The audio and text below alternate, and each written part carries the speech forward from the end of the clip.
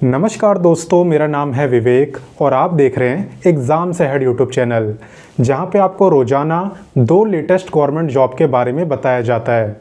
आपको पता ही होगा कि जो हमारी पहली वीडियो है वो सुबह 10 बजे आती है और दूसरी गवर्नमेंट जॉब की वीडियो दोपहर में 3 बजे। तो जितने भी बच्चे चैनल पे पहली बार आए हैं और सरकारी नौकरी की तलाश में हैं, वो तुरंत इस चैनल को सब्सक्राइब कर लें। अगर आपको हर रोज़ 2 नई गवर्नमेंट जॉब्स के बारे में जानना हो तो चलिए सीधा बात करते हैं आज के गवर्नमेंट जॉब की। तो दोस्तों, आज की गवर्नमेंट जॉब आप बच्चों को काफ़ी पसंद आने वाली है, क्योंकि यहाँ पे 10वीं 12वीं आप सभी के लिए बिल्कुल परमानेंट गवर्नमेंट जॉब आई है। सीटें भी काफ़ी अच्छी है, 500 से भी ज़्यादा, सैलरी भी बहुत अच्छी मिल रही है और सबसे मेन बात कि फॉर्म भरने की जो फीस है ना, वो बहुत कम लग रही है और काफ़ी लोगों की तो फ्री भी रहने वाली है। तो आप बस वीडियो को एंड तक देखो, इस गवर्नमेंट जॉब की A to Z सारी जानकारी मैं आपको दे दूंगा। यकीन दिलाता हूँ, वीडियो को पूरा देखोगे तो आपके मन में कोई भी डाउट नहीं रहेगा। तो इसी बात पे वीडियो को एक लाइक करिए और चलिए अब मेरे साथ वैकेंसी की तरफ। तो चलिए सबसे पहले मैं आपको विभाग का नाम बताता हूं, ताकि आपको पता चले कि ये गवर्नमेंट जॉब निकाली किसने है। तो दोस्तों, यहाँ पे विभाग का नाम है निबंधन विभाग। निबंधन विभाग के अंदर आज की पक्की सरकारी नौकरी आई है। आपको समझ नहीं आया होगा निबंधन विभाग किसे कहते हैं। इसे दोस्तों हम इंग्लिश में कहते हैं रजिस्ट्री डिपार्टमेंट या रजिस्ट्री ऑफिस। जैसे आप कोई भी फ्लैट खरीदते हो या कोई भी ज़मीन बाय करते हो, लैंड बाय करते हो, तो आप रजिस्ट्री करवाते हो, ठीक है। तो उसी विभाग के अंदर ये सरकारी नौकरी आई हुई है। आ गया समझ? तो चलिए अब जानते हैं क्वालिफ़िकेशन के बारे में। यहाँ पर दोस्तों, अगर आप 10वीं पास हैं तो आपके लिए 2 टाइप की पोस्ट आई है। एक तो है आपकी ऑफिस अटेंडेंट की और दूसरी है कार ड्राइवर की। ऑफिस अटेंडेंट में कोई भी 10वीं पास अप्लाई कर सकता है, कोई भी एक्स्ट्रा सर्टिफिकेट आपसे नहीं मांगा। लेकिन अगर आप कार ड्राइवर बनना चाहते हो तो आप पे LMV का लाइसेंस होना चाहिए, यानी लाइट मोटर व्हीकल का। तो ये तो बात हुई 10वीं पास की। अब मैं आपको बताता हूँ 12वीं पास की पोस्ट। यहाँ पे अगर आप 12वीं पास है ना, तो 12वीं पास के लिए भी 2 पोस्ट आई है। एक है आपकी स्टेनोग्राफर की और दूसरी है आपकी लोअर डिवीज़न क्लर्क की। तो एक बात याद रखना कि स्टेनोग्राफर बनने के लिए आपको शॉर्ट हैंड आनी चाहिए। शॉर्ट हैंड एक लैंग्वेज होती है जिसमें आप बड़े बड़े पैसेज को सिर्फ कुछ लाइनों में लिख सकते हो। और बाकी अगर आपको ये नहीं आता तो चिंता की कोई बात नहीं है, आप क्लर्क के लिए अप्लाई करना। वैसे भी यहाँ पे जो टोटल पोस्ट है वो है 549 और 549 में से 440 तो आपकी क्लर्क की पोस्ट है, यानी कि जो सबसे ज़्यादा सीटें हैं वो क्लर्क की हैं। और क्लर्क में यहाँ पे शॉर्ट हैंड नहीं मांगा जाता, आप बस 12वीं पास होने चाहिए। तो ये तो मैंने आपको बताई अभी क्वालिफिकेशन और उनकी पोस्ट। अब मैं आपको बताता हूँ सैलरी के बारे में। यहाँ पे दोस्तों सबसे ज़्यादा सैलरी मिलेगी स्टेनोग्राफर को। यहाँ पे स्टेनोग्राफर का बेसिक पे है 25,500, वहीं पे HRA, DA और अदर अलाउंसेस मिलाने के बाद आपकी जो टोटल सैलरी है वो हो जाएगी 56,000 पर मंथ, सब कुछ मिलाने के बाद। वहीं पे इसके बाद आती है क्लर्क की सैलरी। क्लर्क की टोटल सैलरी है 45,000 पर मंथ। वहीं पे 10th पास की जो दोनों पोस्टें हैं उनकी सैलरी बिल्कुल सेम है, 38,000 पर मंथ। तो 10th पास की 38,000, क्लर्क की 45,000 और स्टेनोग्राफर की 56,000। तो सैलरी भी मैंने आपको बता दी।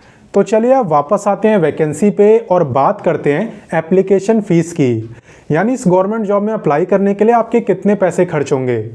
तो मैंने आपको स्टार्टिंग में ही बोला था कि यहाँ पे फ़ीस आपकी कम है और काफ़ी लोगों की फ्री भी है। तो आप देख सकते हो यहाँ पे जनरल, OBC और EWS की फ़ीस है 100 रुपये, ठीक है। वहीं पे SC ST और सभी फीमेल, ये जो लोग हैं ये बिल्कुल फ्री में अप्लाई कर सकते हैं। हालांकि एक बात मैं आपको बता दूं कि अगर आप अदर स्टेट से अप्लाई कर रहे हो तब यहाँ पे आप सभी जनरल कैटेगरी में काउंट होगे, चाहे आप मेल हो चाहे फीमेल हो, और आपको 100 रुपये यहाँ पे देने होंगे। हालांकि 100 रुपये ज़्यादा नहीं है, इतनी फ़ीस चलेगी। बाकी चलिए आगे बढ़ते हैं और बाकी जानकारी लेते हैं। अब दोस्तों मैं आपको बताने वाला हूँ एज लिमिट के बारे में। तो यहाँ पे आपकी जो एज है ये काउंट होगी फॉर्म भरने की लास्ट डेट से, एंड आपकी एज लिमिट है 18 से 35 साल, यानी 18 to 35 ईयर्स। तो अगर इतने साल के बीच में आपकी एज है तब आप इस वैकेंसी में अप्लाई कर सकते हो, अदरवाइज नॉट। हाँ, हालांकि अगर आप रिजर्व कैटेगरी के हो और इसी राज्य में रहते हो जिसमें वैकेंसी आई है, तब आपको यहाँ पे एज रिलैक्सेशन का फ़ायदा मिल जाएगा। तो चलिए मैं आपको एज रिलैक्सेशन के बारे में भी बता देता हूँ कि किसे कितने ईयर का मिलता है। एज रिलैक्सेशन की जहाँ तक बात है तो यहाँ पे SC ST को मिलता है पूरे 5 साल का, ठीक है।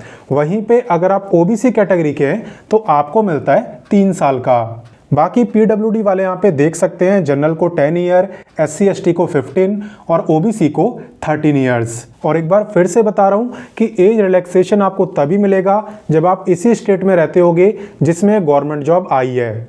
अदर स्टेट वाले सभी बच्चे जनरल कैटेगरी में काउंट होंगे। तो चलिए आगे बढ़ते हैं और अब जानते हैं इसका सिलेक्शन प्रोसेस। यहाँ पे दोस्तों सिलेक्शन प्रोसेस की सबसे अच्छी बात है कि यहाँ पे आपको बस एक एग्ज़ाम देना है, सिंगल एग्ज़ाम वाली आपकी ये गवर्नमेंट जॉब है। चलिए मैं आपको एग्ज़ाम के बारे में बताता हूँ। ये जो आपका एग्ज़ाम है ये होता है MCQ टाइप का, यानी मल्टीपल चॉइस क्वेश्चन। एक क्वेश्चन के 4 ऑप्शन आपको मिलते हैं ABCD, उनमें से जो भी आपको सही लगता है उस पर आपको टिक करना होता है।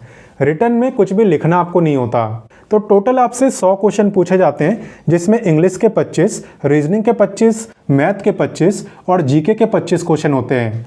टोटल हो गए आपके 100, ठीक है। 100 में से आपका जो एक क्वेश्चन है वो 1 मार्क्स का रहता है, यानी टोटल 100 ही मार्क्स का आपका पेपर हो गया।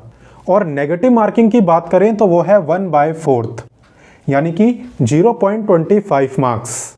काफ़ी बच्चों को समझ नहीं आता होगा कि ये नेगेटिव मार्किंग क्या होता है। चलिए मैं आपको एग्जाम्पल के साथ समझाता हूँ। मान लो मैंने यहाँ पे 5 क्वेश्चन करे और पाँचों के 5 सही है, तो मेरे नंबर कितने आए? 5 आए, ठीक है। वहीं पे जो 6th क्वेश्चन मैंने करा वो गलत हो गया, और मैंने आपको बोला था कि नेगेटिव मार्किंग है 1/4 यानी 0.25। तो अब क्या होगा ना कि जो मेरे 5 मार्क्स आए हैं उनमें से 0.25 मार्क्स को माइनस कर दिया जाएगा, और जो मेरा नेट मार्क्स होंगे, फाइनल मार्क्स, वो होंगे 4.75। इसे ही हम कहते हैं नेगेटिव मार्किंग। इसलिए आपको वही क्वेश्चन करके आने होते हैं जो आपको कंफर्म आते हों, वरना मार्क्स बढ़ेंगे नहीं, कम हो जाएंगे। और बाकी एक और बात बता दूं कि अगर आप स्टेनोग्राफर के लिए अप्लाई करते हो तो यहाँ पे मैथ का क्वेश्चन आपसे नहीं पूछा जाएगा। तो ये भी एक फ़ायदा है कि जिन बच्चों की मैथ कमज़ोर है वो यहाँ पे स्टेनोग्राफर में अप्लाई कर दें, क्योंकि उसमें मैथ का कोई भी क्वेश्चन नहीं आता है। बाकी मैं आपको बता दूं कि यहाँ पे एग्ज़ाम को क्वालिफाई करने के बाद आपका टाइपिंग टेस्ट भी होता है। हालांकि ये सबको नहीं देना, ये देना है स्टेनोग्राफर को और LDC को, यानी क्लर्क को। 10th पास वाली पोस्ट में आपका टाइपिंग टेस्ट नहीं होने वाला। स्पीड की अगर मैं बात करूं तो अगर आप इंग्लिश में टाइपिंग करते हो तब आपकी स्पीड होनी चाहिए 35 वर्ड पर मिनट, और अगर आप हिंदी में टाइपिंग करते हो तब आपकी स्पीड होनी चाहिए 30 वर्ड पर मिनट। किसी भी एक लैंग्वेज में आपको टाइपिंग करके दिखानी होती है, दोनों में नहीं। और ये मैं पहले ही बता चुका हूँ कि स्टेनोग्राफर को यहाँ पे शॉर्ट हैंड आना चाहिए। तो चलिए अब आगे बढ़ते हैं। अब बात करते हैं कि यहाँ पे रजिस्ट्री ऑफिस के अंदर आप अप्लाई कब से कर पाओगे। तो देखिए अब इस भर्ती का शॉर्ट नोटिस जारी हुआ है। वीडियो के डिस्क्रिप्शन में मैंने आपको लिंक दे भी दिया है, आप खुद डाउनलोड करके पढ़ सकते हो। जो भी जानकारी मैं आपको दे रहा हूँ ये मैंने शॉर्ट नोटिस से ही निकाली है। अब शॉर्ट नोटिस आया है तो ये 100% कन्फर्म है कि ये भर्ती भी जरूर आएगी। आपको याद होगा मैंने मार्च मंथ में आपको असिस्टेंट लोको पायलट के बारे में बताया था, और अभी 12 अप्रैल को यहाँ पे वैकेंसी आ भी चुकी है, आवेदन स्टार्ट हो भी चुके हैं। ऐसी दोस्तों ये भर्ती भी काफ़ी जल्द आने वाली है, और जैसी आएगी सबसे पहले मैं ही वीडियो बनाऊंगा और मैं आपको अप्लाई करना भी सिखाऊंगा, ठीक है। बाकी ये चीज़ें कंफर्म है कि शॉर्ट नोटिस रिलीज हो चुका है। 549 आपकी टोटल सीट्स है। और बात रही कि यहाँ पे एग्ज़ाम सेंटर क्या रहेगा, जॉब लोकेशन क्या रहेगी, तो ये दोनों ही चीज़ें आपकी बिहार में रहने वाली है। बिहार में ही आपकी पोस्टिंग होगी, और जो एग्ज़ाम सेंटर हैं वो भी बिहार के अलग अलग ज़िलों में रहेंगे। हालांकि अदर स्टेट से आप अप्लाई कर सकते हो, अप्लाई का आपको मना नहीं है, बट एग्ज़ाम देने आपको बिहार जाना पड़ेगा। तो मैंने अपनी तरफ से आपको सारी जानकारी दे दी। फिर भी आपको कोई डाउट हो तो आप कमेंट करके ज़रूर पूछना। और आप सभी से एक छोटी सी रिक्वेस्ट है कि आप इस वीडियो को अपने सभी दोस्तों के साथ शेयर करना, क्योंकि मैंने देखा है काफ़ी बच्चे वैकेंसी ना आने की वजह से डीमोटिवेटेड फील करते हैं। तो आप उनके साथ शेयर कर दोगे तो वो मोटिवेटेड रहेंगे और अपनी पढ़ाई पे फोकस करेंगे। साथ ही में अगर आपको मेरे समझाने का तरीका अच्छा लगा हो तो वीडियो को लाइक भी कर देना, सिर्फ 1 सेकंड लगेगा। बाकी चले मिलते हैं आपसे नेक्स्ट वीडियो में फिर एक नई गवर्नमेंट जॉब के साथ। तब तक के लिए जय हिंद, जय भारत।